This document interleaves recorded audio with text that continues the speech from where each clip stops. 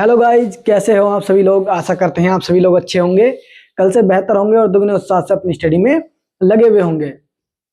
तो अपनी इस क्लास में हम अपनी प्रीवियस क्लास की तरह ही जो आपका यूपी पुलिस का एग्जाम है उससे लेकर जीके जीएस का टॉप 20 क्वेश्चन का प्रैक्टिस सेट कराने वाले हैं, जिसमें उससे संबंधित जितने भी क्वेश्चन और बन सकते हैं उनका भी हम स्टडी इसमें करेंगे।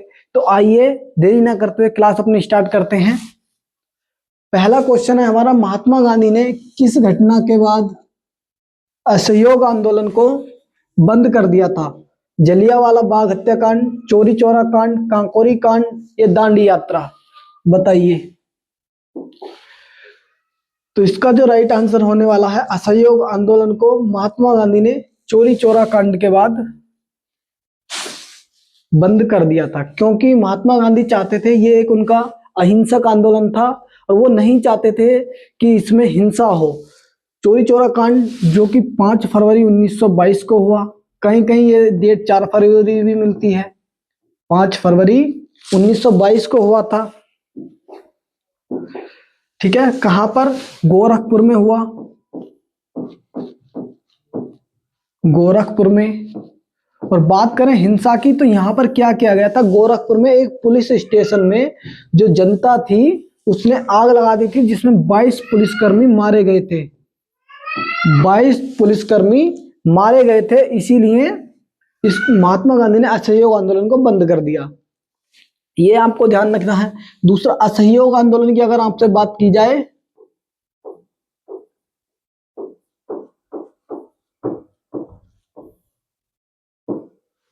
असहयोग आंदोलन की कब स्टार्ट किया गया था? असहयोग आंदोलन 1920 में असहयोग आंदोलन स्टार्ट किया गया था। पूछ ले, कांग्रेस के किस अधिवेशन में असहयोग आंदोलन का प्रस्ताव पास हुआ था? तो 1920 का नागपुर अधिवेशन में प्रस्ताव पास हुआ था। इसका नागपुर अधिवेशन में असहयोग आंदोलन का प्रस्ताव पास हुआ था, ये आपको याद रखना है। दूसरा आपको याद रखना है, इसे बंद कब किया गया? 5 फरवरी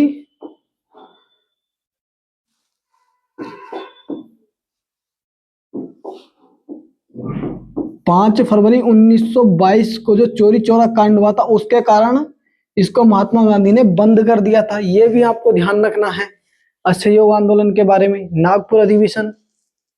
आगे मैं बात करूं जलियांवाला बाग हत्याकांड की, तो जलियांवाला बाग हत्याकांड 13 अप्रैल 1919 को हुआ था।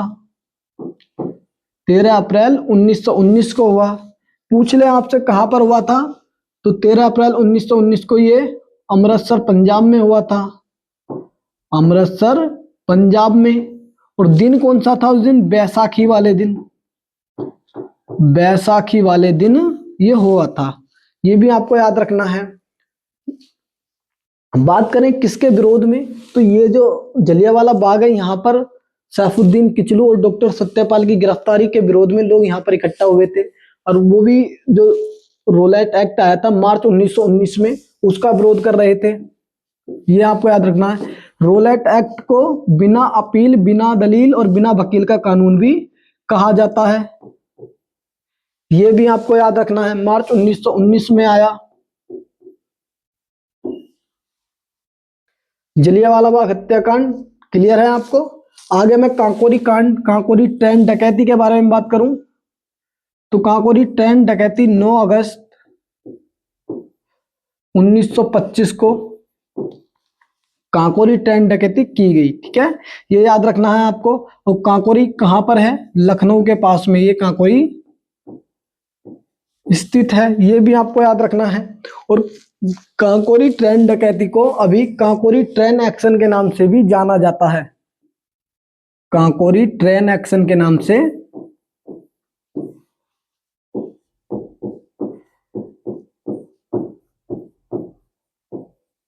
जाना जाता है।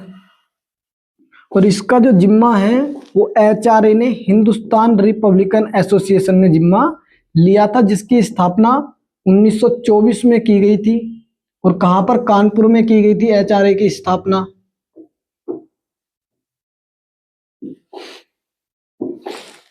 दांडी यात्रा की बात करो या सविनय अवज्ञा आंदोलन की बात करो या नमक कानून की बात करो, तीनों एक ही हैं। ये 12 मार्च 1930 को स्टार्ट हुई थी। कहां से? साबरमती आश्रम से, साबरमती आश्रम से दांडी तक ये यात्रा चली थी। और याद रखना है आपको, दांडी किस डिस्ट्रिक्ट में है? नवसारी डिस्ट्रिक्ट में है, नवसारी डिस्ट्रिक्ट में है। किस देश ने 2024 में ब्रिक्स समूह में शामिल होने के निमंत्रण को औपचारिक रूप से अस्वीकार कर दिया? अर्जेंटीना, सऊदी अरब, मिस्र या इथोपिया? तो इसका जो राइट आंसर होने वाला अर्जेंटीना होने वाला है। अर्जेंटीना की राजधानी मैं आपसे बात करूं तो ब्यूनस आयर्स अर्जेंटीना की राजधानी है, ब्यूनस आयर्स है अर्जेंटीना की राजधानी। दूसरा आपको याद रखना है ब्रिक्स के बारे में। तो ब्रिक की जो संकल्पना है, इसकी संकल्पना जिम ओ नील ने दी थी। जिम ओ नील ने दी थी। और पूछ ले कब दी गई? 2001 में जिम ओ नील ने ब्रिक की संकल्पना दी थी। पूछ ले आपसे इसकी पहला जो सम्मेलन है कब हुआ? 2009 में रूस में पहला सम्मेलन हुआ था। रूस के भी कहां पर? यकिंतबर्ग में, यकिंतबर्ग में।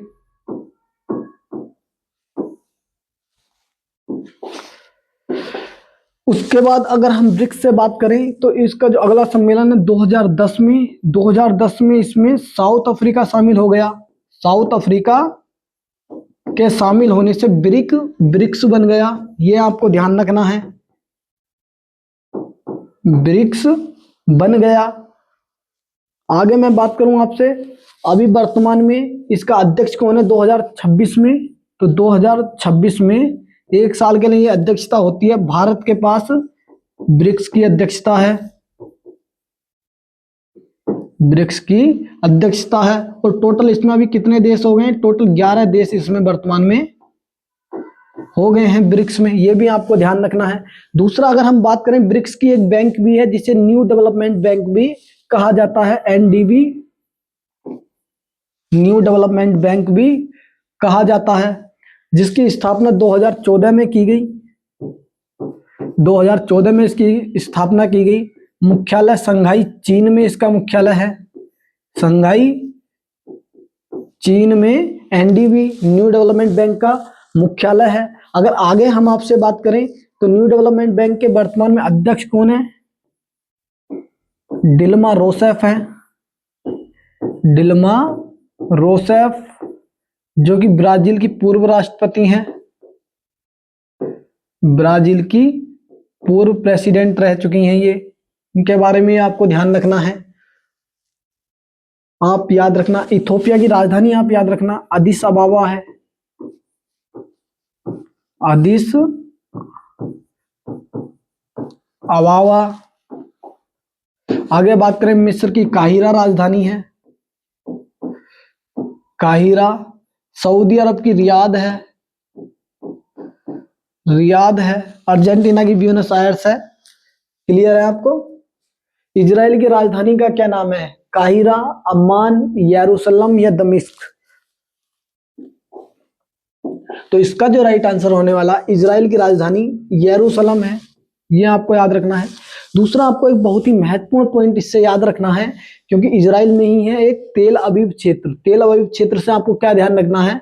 यहाँ पर जो पैरा ओलंपिक गेम्स हुए थे, भारत ने पहली बार तेल अवीव पैरा ओलंपिक गेम्स में भाग लिया था। ये भी आपको याद रखना है, ठीक है।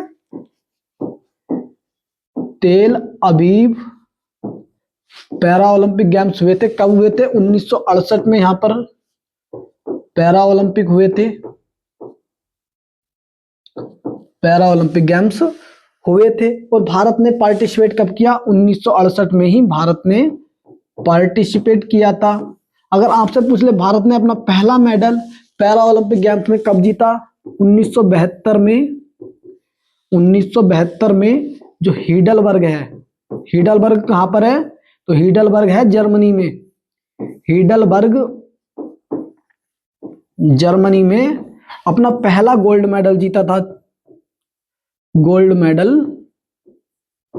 जीता। और पूछ ले किसने जीता था, तो मुरलीकांत पाटेकर ने। मुरलीकांत पाटेकर ने तैराकी में जीता। पाटेकर तैराकी में जीता था। ये आपको ध्यान रखना है। और यदि आपसे पूछ ले पहली बार 1960 में हुए थे, ये भी आपको ध्यान रखना है। आगे मैं बात करूं, सीरिया की राजधानी है दमिश्क। सीरिया की राजधानी क्या है, दमिश्क। अम्मान की बात करें, जॉर्डन की राजधानी क्या है, अम्मान है। मिस्र की राजधानी क्या है, काहिरा है। और मिस्र को नील नदी का वरदान भी कहा जाता है। नील नदी का वरदान भी मिस्र को कहा जाता है।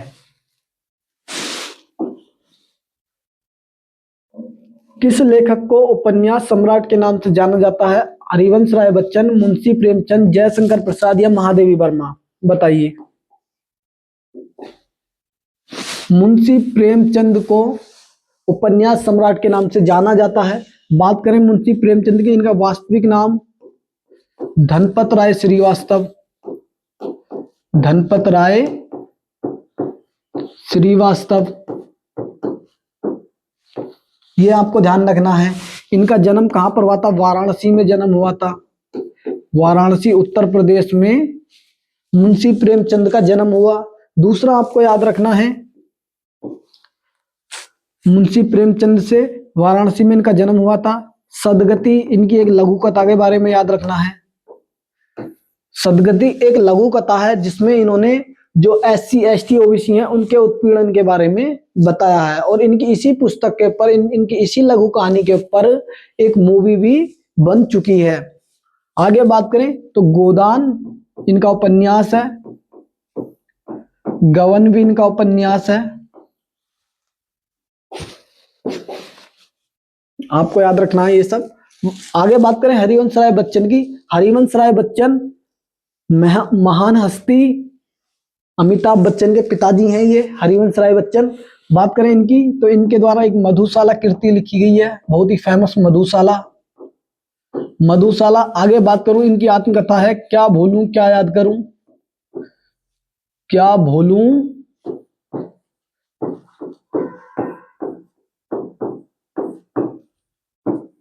क्या याद करूं। और पूछ लें आपसे तो हरिवंश राय बच्चन को ही जो पहला सरस्वती सम्मान है 1991 में पहला सरस्वती सम्मान दिया गया। सरस्वती सम्मान दिया गया। पूछ ले आपसे सरस्वती सम्मान देता कौन है, तो सरस्वती सम्मान के बिड़ला फाउंडेशन। के बिड़ला फाउंडेशन के द्वारा दिया जाता है। ये भी आपको याद रखना है। कब दिया गया, 1991 में दिया गया था। और किसको, हरिवंश राय बच्चन को दिया गया। जयशंकर प्रसाद की बात करूं तो जयशंकर प्रसाद के द्वारा कामायनी लिखा गया है। ये भी आपको याद रखना है। कौन सा सोशल मीडिया प्लेटफॉर्म स्ट्रीक नामक सुविधा के लिए प्रसिद्ध है, इंस्टाग्राम, स्नैपचैट, फेसबुक या एक्सरे? इसका राइट आंसर होगा स्नैपचैट। स्नैपचैट की स्थापना 2011 में की गई। 2011 में इसकी स्थापना की गई थी। और जब इसकी स्थापना की गई स्नैपचैट की, तब इसे पिकाबो के नाम से जाना जाता था। ये भी आपको याद रखना है। स्ट्रीक होता क्या है, स्ट्रीक की बात करूं मैं आपसे तो स्ट्रीक जब दो दोस्त स्नैपचैट पर 3 दिन तक, 3 दिन या 3+ दिन तक वीडियो या इमेज भेजते हैं, उसे स्ट्रीक्स कहा जाता है। ये भी आपको याद रखना है। बार्ली पेंटिंग मुख्य रूप से किस राज्य की प्रसिद्ध लोक कला है, राजस्थान की, महाराष्ट्र की, बिहार की या मध्य प्रदेश की? बार्ली पेंटिंग महाराष्ट्र की है। और महाराष्ट्र की बार्ली जनजाति के द्वारा, इसमें होता क्या है, बार्ली जनजाति जो चावल होते हैं, चावल का पेस्ट बनाती है, एक घोल बनाती है। और उसके बाद क्या करती है, गोबर और मिट्टी और लकड़ी को तीनों को एक जगह मिलाकर दीवालों पर लिपाई की जाती है। ठीक है, दीवालों पर लिपाई, जिससे उसका जो रंग है वो भूरा और लाल हो जाता है। फिर उसके बाद चावल से उस पर पेंटिंग बनाई जाती है, ये होती है वारली पेंटिंग। ठीक है, कहाँ की है? महाराष्ट्र की है, ये आपको याद रखना है। आगे बात करें मध्य प्रदेश की कौन सी पेंटिंग है? गोंड पेंटिंग मध्य प्रदेश की है, ये आपको याद रखना है। कंफ्यूजन बिल्कुल ना हो आपको। कलमकारी के बारे में याद रखना आप, कलमकारी पेंटिंग के बारे में। कलमकारी पेंटिंग कहाँ की है? आंध्र प्रदेश की, आंध्र प्रदेश की है। चिकनकारी आपसे पूछ ले,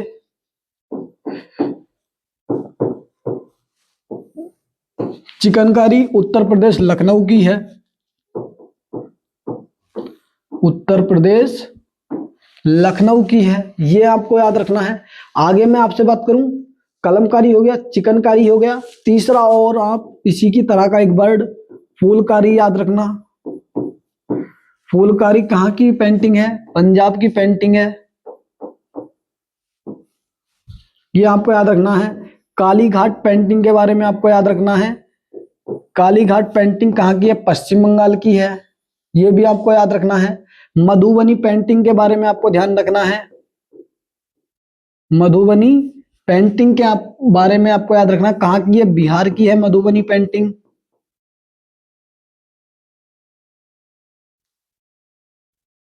भारत में पहली बार राष्ट्रीय कृषि नीति की घोषणा किस वर्ष की गई थी? 1991, 2000, 2005 या 2010? बताइए राइट आंसर। तो इसका राइट आंसर 2000 होने वाला है। ठीक है, राष्ट्रीय कृषि नीति की घोषणा की गई, इसमें कृषि की जो विकास दर है वो 4% रखी गई थी। दूसरा, कृषि मंत्रालय ने, ये कृषि मंत्रालय के अधीन आती है, कृषि मंत्रालय के अधीन आती है। पल्लव वंश की राजधानी कौन सी थी? मदुरै, कांचीपुरम, तंजौर, महाबलीपुरम? पल्लव वंश की राजधानी की अगर मैं आपसे बात करूं तो कांचीपुरम पल्लव वंश की राजधानी थी, ये आपको याद रखना है। संस्थापक कौन था?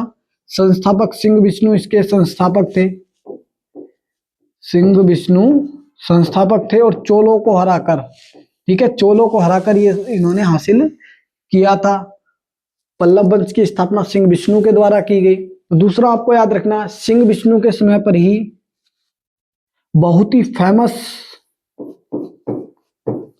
भारवी जी, भारवी जिनके द्वारा किराता अर्जुनियम लिखी गई है, किराता अर्जुनियम लिखी गई है। किसने लिखी है किराता अर्जुनियम? भारवी के द्वारा ही लिखी गई है। और किसके दरबार में? सिंह विष्णु के दरबार में रहा करते थे।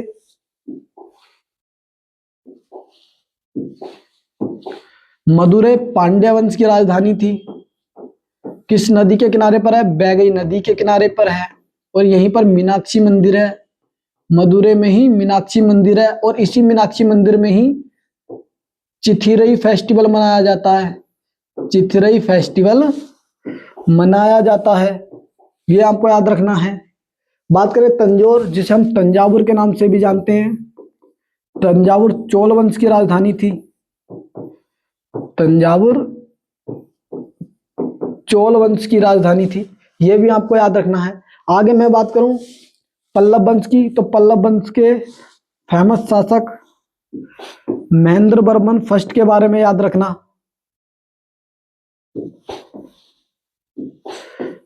महेंद्र वर्मन फर्स्ट, जिन्होंने संस्कृत भाषा में एक पुस्तक लिखी है जिसे मत विलास प्रहसन के नाम से जाना जाता है, मत विलास प्रहसन। और किस भाषा में? तो संस्कृत भाषा में लिखी गई है, संस्कृत भाषा में लिखी गई है। आगे आपको याद रखना है जो महाबलीपुरम के रथ टेम्पल हैं, महाबलीपुरम के रथ टेम्पल किसने बनवाए? वो नरसिंह वर्मन फर्स्ट ने बनवाए थे, नरसिंह वर्मन फर्स्ट ने बनवाए, ये आपको याद रखना है। और इन नरसिंह वर्मन फर्स्ट को ही मामल्ल के नाम से भी जाना जाता है, मामल्ल के नाम से भी जाना जाता है। और मामल्लपुरम नृत्य महोत्सव का आयोजन भी महाबलीपुरम में ही किया जाता है। मामल्लपुरम नृत्य महोत्सव का आयोजन भी कहां पर किया जाता है? महाबलीपुरम में ही किया जाता है। दूसरा आपको याद रखना है, नरसिंहवर्मन फर्स्ट के समय पर ही चीनी यात्री हैंसोंग आया था। हैंसोंग ने कांचीपुरम का दौरा कब किया? अगर आपसे पूछ ले कि हैंसोंग ने कांचीपुरम का दौरा कब किया था, तो नरसिंहवर्मन फर्स्ट के समय पर ही किया था। और इनके द्वारा एक बहुत ही फेमस पुस्तक CU की लिखी गई है। आगे आप याद रखना, नरसिंहवर्मन फर्स्ट और नरसिंहवर्मन सेकंड में आपको कंफ्यूज नहीं होना है। नरसिंहवर्मन सेकंड की अगर मैं आपसे बात करूं तो नरसिंहवर्मन सेकंड, जिन्हें राज सिंह के नाम से भी जाना जाता है। दूसरा इनसे याद रखना, इन्होंने कैलाशनाथ टेम्पल, कांचीपुरम का जो कैलाशनाथ टेम्पल है उसे बनवाया। और महाबलीपुरम का सौर टेम्पल किसने बनवाया था? तो महाबलीपुरम का सौर टेम्पल भी नरसिंहवर्मन सेकंड ने ही बनवाया। ये आपको याद रखना है। दूसरा मैं इनसे बात करूं तो नरसिंहवर्मन सेकंड के समय पर ही दंडी रहा करते थे। दंडी इनके दरबार में ही रहा करते थे, जिनके द्वारा 10 कुमार चरित पुस्तक लिखी गई है। 10 कुमार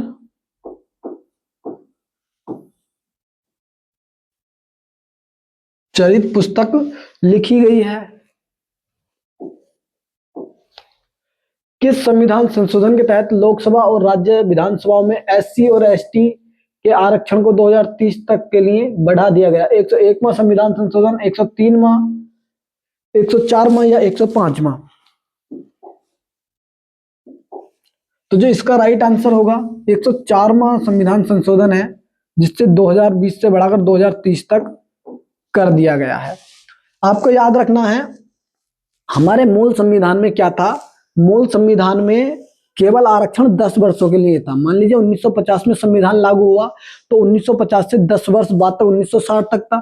लेकिन सरकार ने 8वां संविधान संशोधन करके, 8वां कॉन्स्टिट्यूशनल अमेंडमेंट करके 1959 से पहली बार इसको बढ़ाया, 1960 से 1970 कर दिया। ये आपको याद रखना है। और मैं बात करूं 104 से पहले 2020 तक जो था वो 95वां संविधान संशोधन 2009 से 2010 से 2020 तक इसको बढ़ाया गया। ये आपको याद रखना है। और अगर आपसे पूछ ले लोकसभा और राज्यसभा में, लोकसभा और विधानसभा में इनके लिए आरक्षण है, तो लोकसभा में बात करें हम SC ST के लिए, और बोले तो विधानसभा में SC ST के लिए आरक्षण।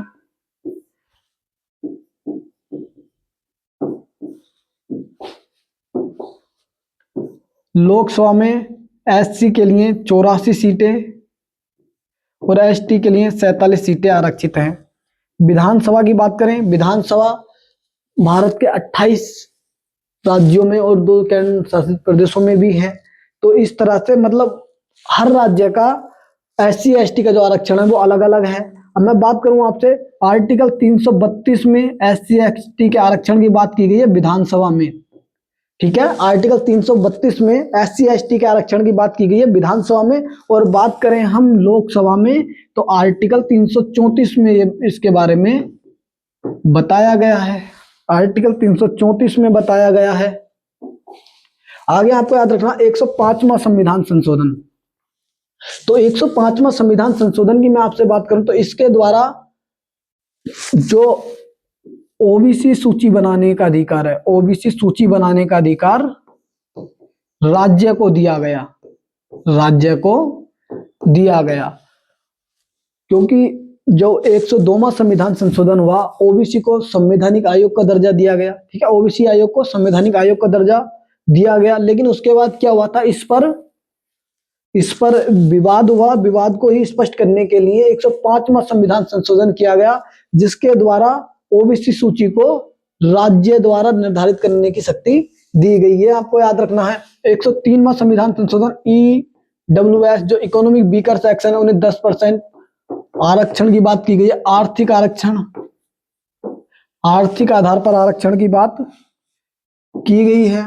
101 में संविधान संशोधन आपको जीएसटी से संबंधित याद रखना है, जीएसटी से याद रखना है। कनाडाई मॉडल पर आधारित है और कैसा कर है, ये एक अप्रत्यक्ष कर है, ये भी आपको याद रखना है, अप्रत्यक्ष कर है। चीन ने तिब्बत पर हमला कर उसे अपने नियंत्रण में कब लिया था? 1947, 1950, 1962 या 1959? तो इसका जो राइट आंसर होगा 1950 में लिया था। ठीक है, चीन ने 1950 में लिया था और 1959 में यहां पर एक विद्रोह हुआ था, विद्रोह हुआ जिसके कारण जो तिब्बत के दलाई लामा थे Tenzing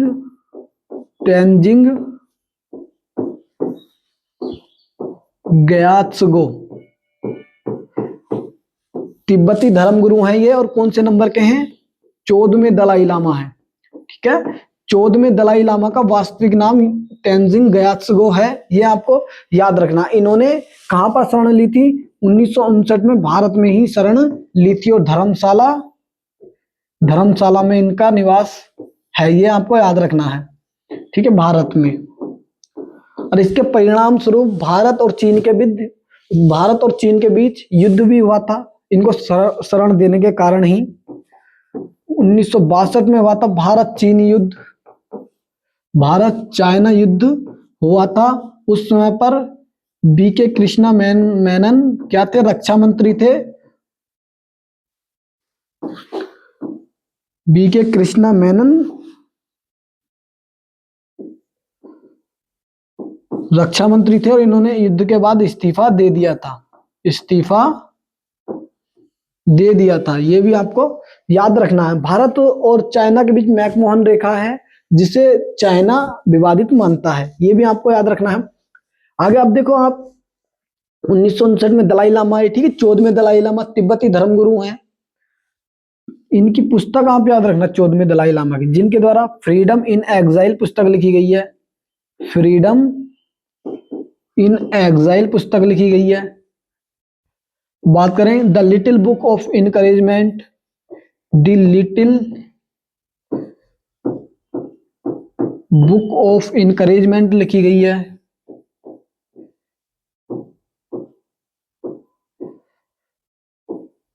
the little book of encouragement भी इनके द्वारा ही लिखी गई है।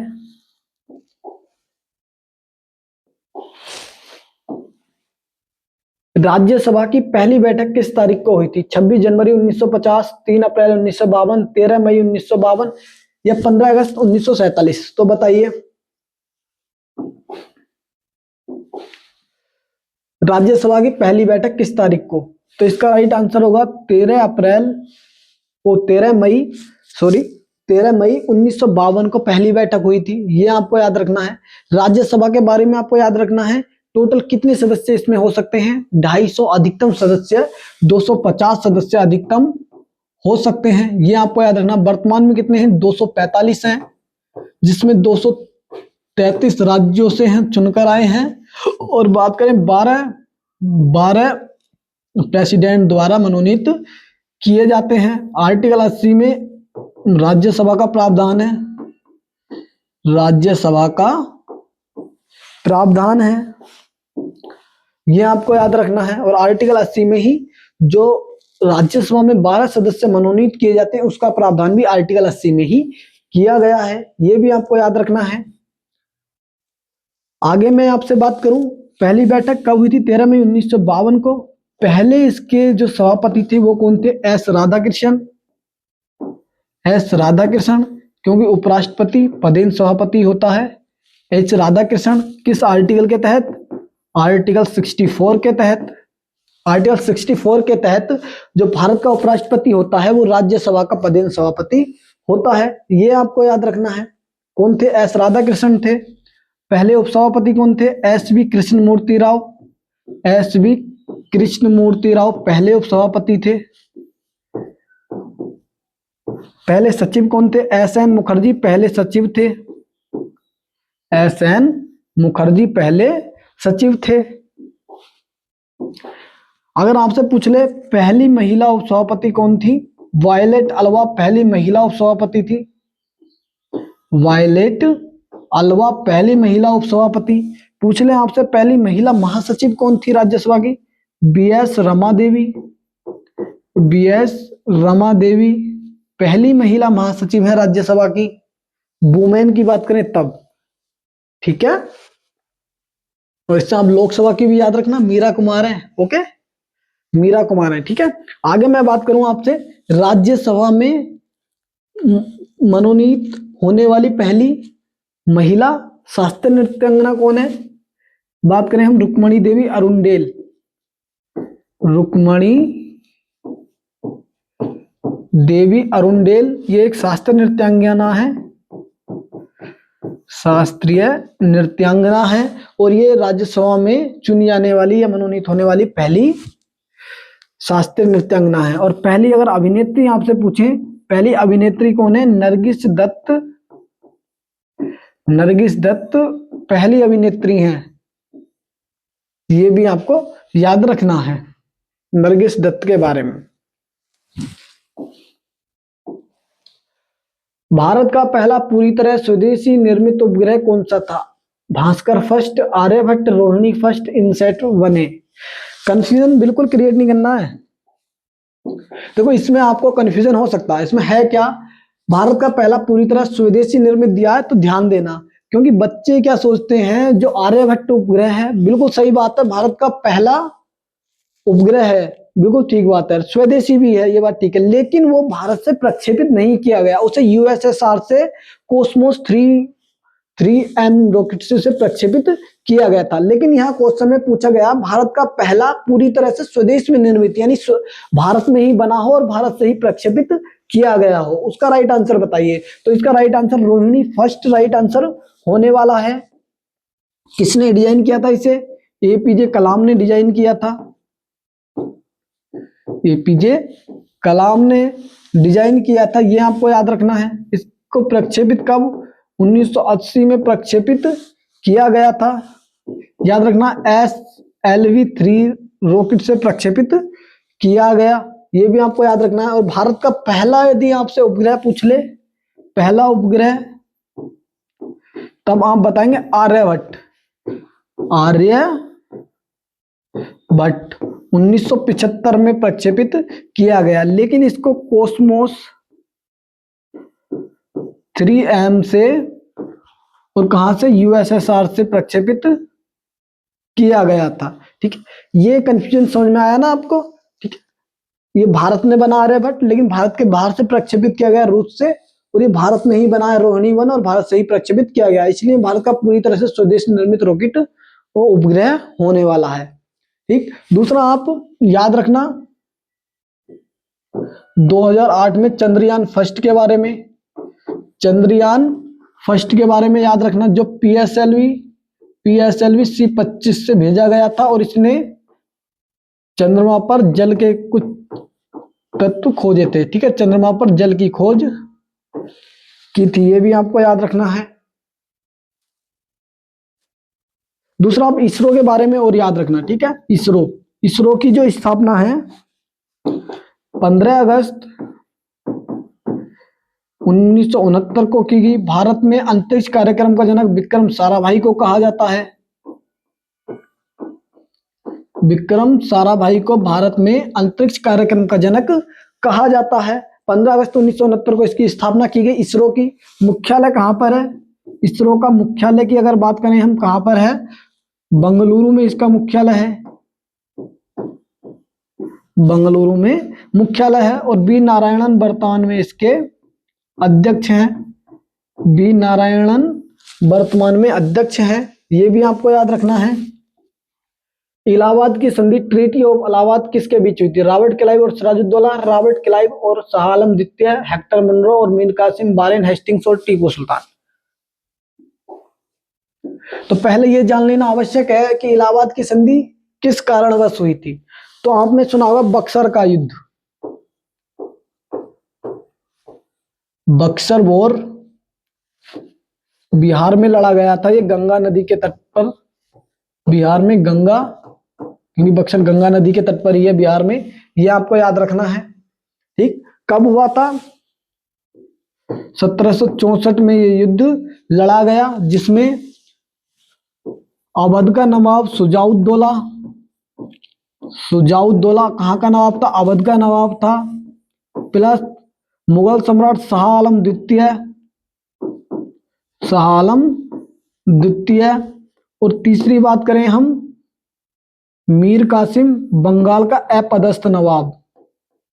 मीर कासिम बंगाल का अपदस्थ नवाब था। ये 3 लोगों की सेना और प्लस अंग्रेजों की तरफ से हेक्टर मुनरो ने ये युद्ध लड़ा था। हेक्टर मुनरो ने अंग्रेजों की तरफ से युद्ध लड़ा था और इसमें हेक्टर मुनरो जीत गए थे। ठीक है, मीर कासिम से आप याद रखना, मीर कासिम को क्यों हटाया गया था? क्योंकि इसने क्या किया, जो राजधानी थी मुर्शिदाबाद से मुंगेर बना दी थी। अगर आपसे पूछ ले मुर्शिदाबाद से मुंगेर राजधानी किसने बनाई, तब आपका राइट आंसर मीर कासिम होने वाला है। मुर्शिदाबाद से मुंगेर राजधानी मीर कासिम ने ही बनाई थी।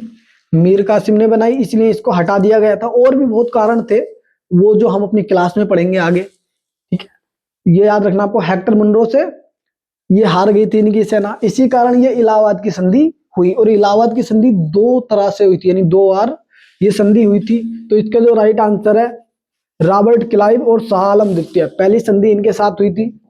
ठीक है, दूसरी संधि किसके साथ हुई थी? सुजाउद्दौला के साथ हुई थी।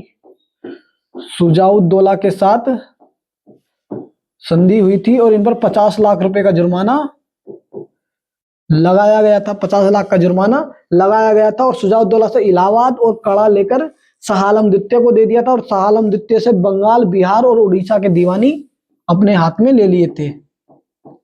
बंगाल, बिहार और उड़ीसा की दीवानी अपने हाथों में ले ली। दीवानी अपने हाथों में ले ली थी, ये आपको याद रखना है। आगे मैं आपसे बात करूं,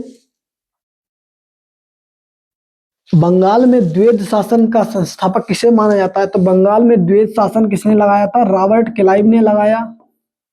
रॉबर्ट क्लाइव ने लगाया था, ये आपको याद रखना है। आगे अगर आपसे पूछ ले बंगाल से द्वैध शासन को समाप्त किसने किया? द्वैध शासन को किसने समाप्त किया था? तो द्वैध शासन को वारेन हेस्टिंग्स के द्वारा समाप्त किया गया। वारेन हेस्टिंग्स के द्वारा समाप्त किया गया था। भारत में पहली बार राष्ट्रपति शासन किस राज्य में और कब लगाया गया था? तो भारत में पहली बार राष्ट्रपति शासन पंजाब में लगाया गया था, 1951 में लगाया गया था, 1951 में। और आपको आर्टिकल 365 के बारे में याद रखना है। आर्टिकल 365 क्या कहता है कि अगर केंद्र द्वारा दिए गए दिशा निर्देशों के अनुसार संविधान के अनुरूप यदि कोई भी राज्य उनका पालन नहीं करता है तो ऐसी स्थिति में राष्ट्रपति शासन लगाया जाता है। ठीक है, और राष्ट्रपति शासन में आप जान लीजिए होता क्या है। तो राष्ट्रपति शासन में जो राज्य का मुख्यमंत्री होता है और जो उसकी मंत्रिपरिषद होती है उसको भंग कर दिया जाता है और राज्य का जो शासन है राष्ट्रपति के प्रतिनिधि के रूप में राज्यपाल देखते हैं। ठीक है, और उस पर जो कानून है फिर संसद बनाती है, ये भी आपको याद रखना। ये होता है राष्ट्रपति शासन। पहली बार पंजाब में लगा, 1951 में लगा 365 के तहत। तो ऐसा मान लीजिए कि अगर फॉलो नहीं करेंगे केंद्र सरकार के रूल एंड रेगुलेशन, ऐसी स्थिति में राष्ट्रपति शासन लगाया जाता है। ये कहाँ लिखा है? आर्टिकल 365 में लिखा है। आप आर्टिकल 355 के बारे में और याद रखना। आर्टिकल 355 में क्या लिखा गया है?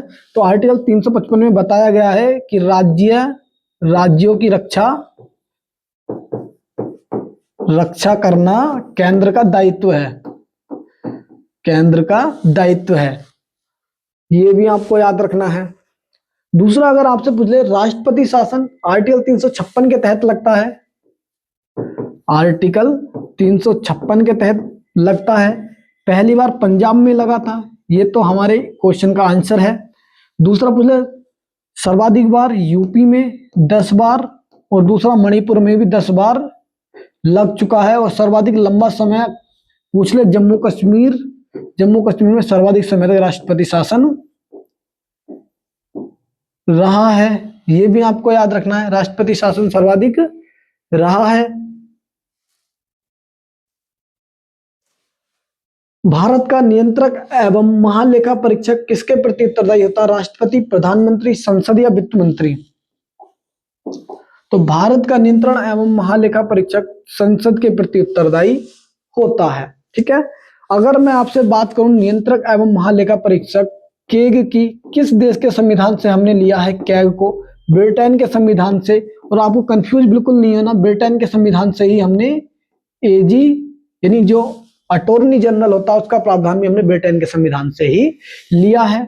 बात करें पहले comptroller and auditor general B Narahari Rao थे। बी नरहरि राव पहले कंप्ट्रोलर एंड ऑडिटर जनरल थे, ये आपको याद रखना है। इसका प्रावधान आर्टिकल 148 से 151 तक है। आर्टिकल 148 से 151 तक कंप्ट्रोलर एंड ऑडिटर जनरल के बारे में प्रावधान किया गया है। आर्टिकल 148 में कैग है और आर्टिकल 151 आप याद रखना, आर्टिकल 151 में जो कंप्ट्रोलर एंड ऑडिटर जनरल होते हैं, नियंत्रक एवं महालेखा परीक्षक, वो अपना वार्षिक प्रतिवेदन या वार्षिक रिपोर्ट किसको सौंपते हैं? अगर केंद्र से संबंधित है तब तो सौंपते हैं प्रेसिडेंट को। ठीक है। और राज्य से संबंधित है तब सौंपी जाती है राज्यपाल को। राज्यपाल को सौंपी जाती है। और वर्तमान में यदि आपसे पूछ लीजिए कंप्ट्रोलर एंड ऑडिटर जनरल कौन है, तो वर्तमान में 15वें नंबर के कैग संजय मूर्ति हैं।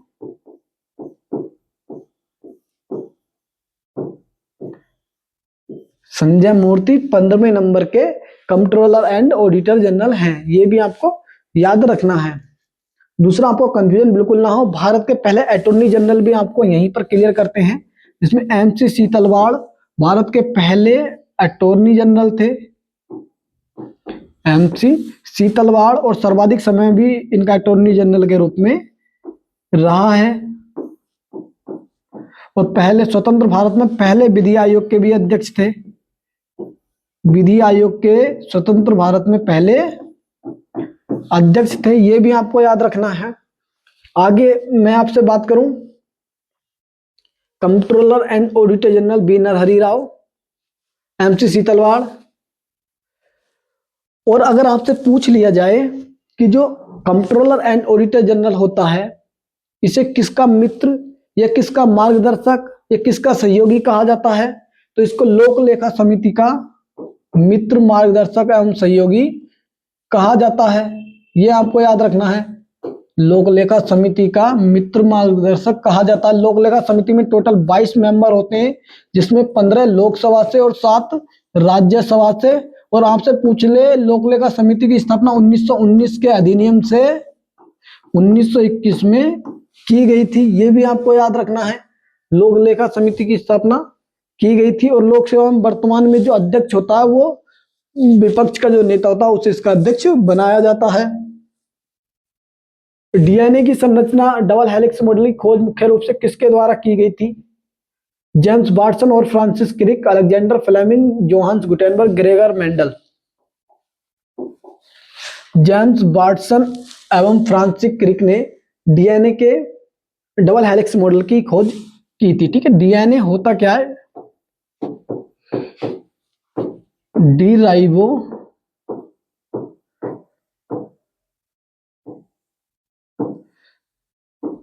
न्यूक्लिक एसिड इसकी फुल फॉर्म होती है। और इसके अंदर 4 नाइट्रोजनी क्षारक पाए जाते हैं, जिनके नाम एडेनिन, गुआनिन,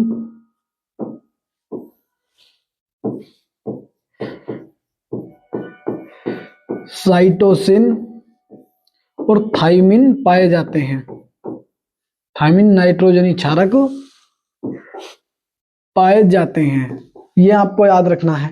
आगे अगर मैं आपसे बात करूं, अगर आपसे पूछ ले आरएनए डीएनए से किस तरह से भिन्न होता है, तो आरएनए में थाइमिन की जगह पर यूरेसिल पाया जाता है। यूरेसिल और बाकी 3 सेम होते हैं।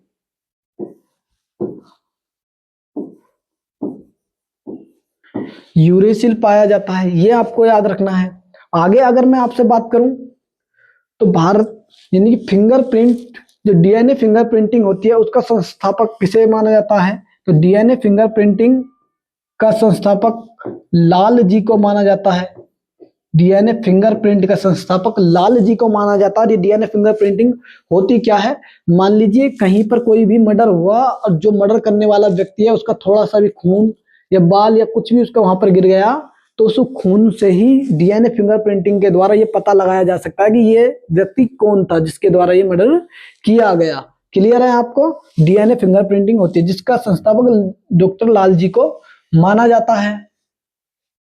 आगे हम बात करें आपसे अलेक्जेंडर फ्लेमिंग की, तो एंटीबायोटिक का जनक कहा जाता है। अपनी कल वाली क्लास में हमने आपको बताया था जिन्होंने पेनिसिलिन का आविष्कार किया। पेनिसिलिन का आविष्कार किया। जोहान गुटेनबर्ग ने प्रिंटिंग प्रेस का आविष्कार किया था। प्रिंटिंग प्रेस का आविष्कार किया। ग्रेगर जॉन मेंडल आनुवंशिकी का जनक कहा जाता है। वंशानुगति के नियम इन्होंने दिए थे। वंशानुगति के नियम, वंशानुगति के नियम ग्रेगर जॉन मेंडल के द्वारा दिए गए थे, ये आपको याद रखना है। और भारत में जो जेनेटिक कोड और प्रोटीन संश्लेषण की खोज की गई थी वो डॉक्टर हरगोविंद खुराना के द्वारा की गई और डॉक्टर हरगोविंद खुराना को इसके लिए नोबेल अवार्ड भी दिया गया था। जेनेटिक कोड,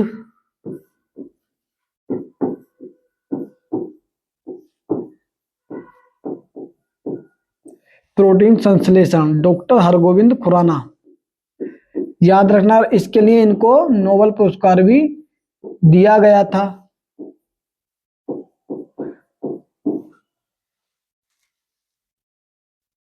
नीला थोथा ब्लू विट्रियोल का रासायनिक नाम क्या है? Sodium chloride, copper sulphate, calcium carbonate, ferrous sulphate. देखिए सोडियम क्लोराइड तो होता है नमक, ये आपको याद रखना, सोडियम क्लोराइड नमक होता है। नीला थोथा कॉपर सल्फेट होता है, ठीक है, कॉपर सल्फेट नीला थोथा होता है।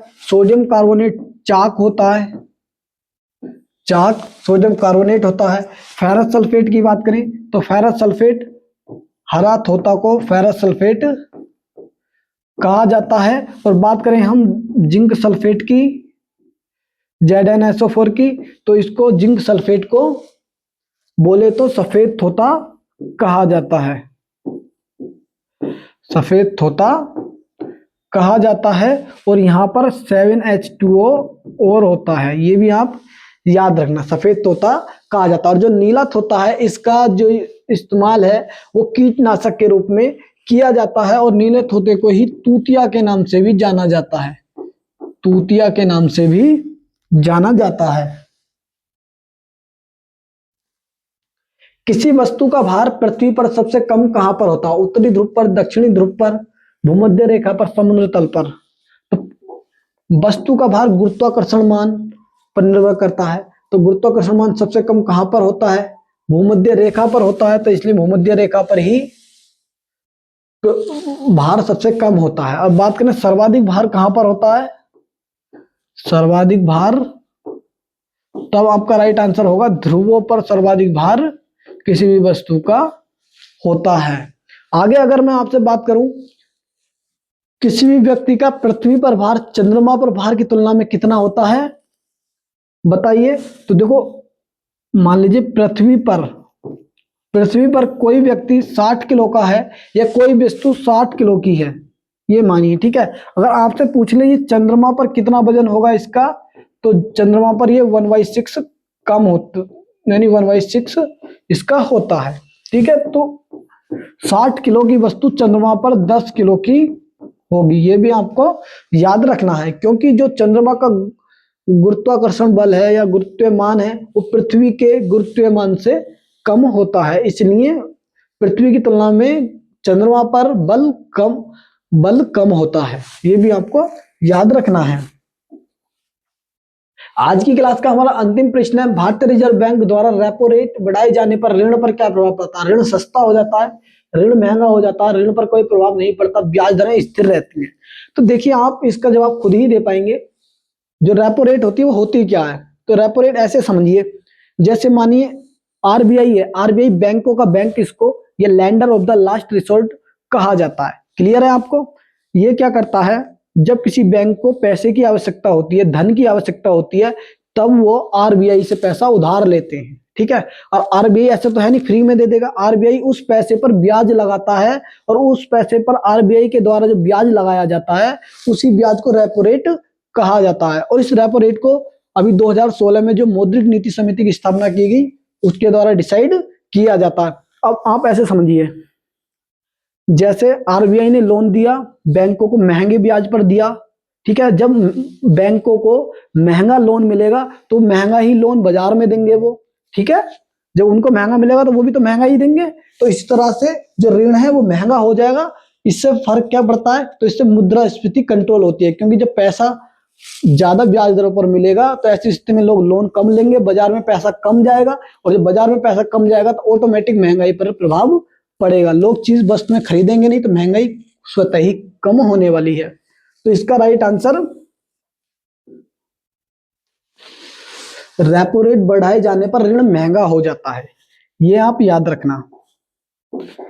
ठीक है, मौद्रिक नीति समिति इसको डिसाइड करती है। मौद्रिक नीति समिति डिसाइड करती है। 2016 में इसकी स्थापना की गई। इसका जो अध्यक्ष होता है, आरबीआई का गवर्नर होता है। आरबीआई का गवर्नर होता है। 3 इसमें केंद्र सरकार से मेंबर आते हैं, और 3 आरबीआई से, जिसमें एक गवर्नर भी होता है। टोटल 6 मेंबर होते हैं। मौद्रिक नीति समिति ही रेपो रेट निर्धारित करती है। ठीक है, एक टर्म और होती है repo rate, reverse repo rate और होती है। रिवर्स रेपो रेट इसका उल्टा होती है, रिवर्स रेपो रेट। ठीक है, तो रिवर्स रेपो रेट क्या होती है, अब ये समझिए। मान लीजिए बैंकों ने जो पैसा लिया था आरबीआई से, आरबीआई ने लगाया ब्याज उस पर।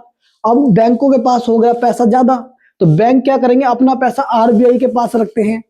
बैंक जब अपना पैसा आरबीआई के पास रखते हैं, अब आरबीआई उस पैसे पर जो ब्याज देता है, आरबीआई बैंकों को जो ब्याज देता है उन्हीं के पैसे पर, उसे जिस दर पर देता है उसे ही कहा जाता है रिवर्स रेपो रेट कहा जाता है। बैंक पैसा जमा करते हैं आरबीआई के पास, ठीक है, और उस पर जो ब्याज देता है उसे ही रिवर्स रेपो रेट कहा जाता है। तो आई होप आपके आज की क्लास बहुत ही समझ आई होगी, आपके लिए अच्छी लगी होगी। तो अपनी क्लास को हम यहीं रखते हैं, मिलेंगे आपसे अपनी अगली क्लास में, तब तक के लिए धन्यवाद।